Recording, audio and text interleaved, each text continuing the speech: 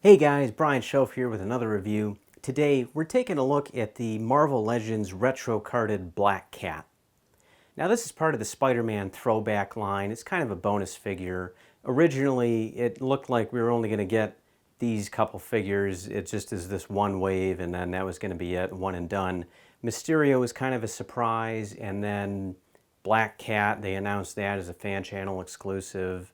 And then they announced J. Jonah Jameson was coming. So they just kind of keep adding on to this line. And I think that's really cool. Hopefully they don't just keep drip feeding them, but they'll do a whole proper second wave at some point.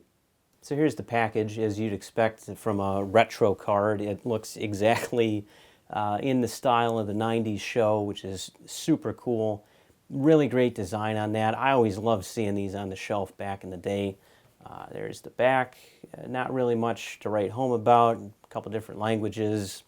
Kind of disappointed that they don't have the rest of the line on there. I think that kind of just seems lazy, but that's it. There we go. I'm going to set her free, and we're going to take a look at the figure itself. All right, so for accessories, you've got a Black Cat. Yeah, see what you did there. It's got kind of a nice paint job on the eyes, so they're reflective. And whip. And that's about it. Kind of a grappling hook on the end there. Just for, I guess, climbing buildings or something. Nothing too exciting. Figure itself is actually pretty nice. For just a basic color scheme, they got some nice wash on the hair, the fur, the costume there. The black, it's just straight black, but she's got kind of a nice eyeshadow look, kind of fogged around the eyes. Articulation-wise, she's a little stiff. You can't do a lot because of the gloves there, but the hands do bend side to side, which is a little bit strange. Most of the time, these pegs are kind of on the inside, and then the wrist flips up and down. Not really sure why they did that. The head doesn't really move a lot. It's kind of limited by the sculpt of the hair there. I do like the sculpt of the hair, so I'm not really going to complain about that. Her chest is on a swivel, which is really nice because you get a lot of motion out of that. So that'll be really good for posing. Legs got a joint up here at the thigh, and then the knees are double jointed on both sides, so she can do quite a bit there. The feet have a pretty good range of motion, so you got a lot of swivel there, and there's a peg so you can go front or all the way back. And that's pretty much it. There's no articulation at the waist. A lot of the male figures have that. Maybe they thought it'd ugly up the female form a little bit too much. Overall, it is head and shoulders above the original figure that came out in the 90s. Very statuesque, nice sculpt, but you just couldn't do anything because you had the V hips. There's no articulation at the knees, the elbows, anything. This was it. This was all you got. So I am really happy what they did with this Black Cat. I think it's a great upgrade. This was a great pickup. I think it's a really good modernization of the figure. I know that there's been other versions of the Black Cat over the years, but this is the one from the cartoon and a lot of the comic books that I read growing up. So when I saw that they were doing this Black Cat, I just had to jump on it. Speaking of updates, this line really hit me in the right spot because nostalgia, man, it's a hell of a drug. I had a lot of these guys growing up. I loved the cartoon, loved Spider-Man, loved these figures.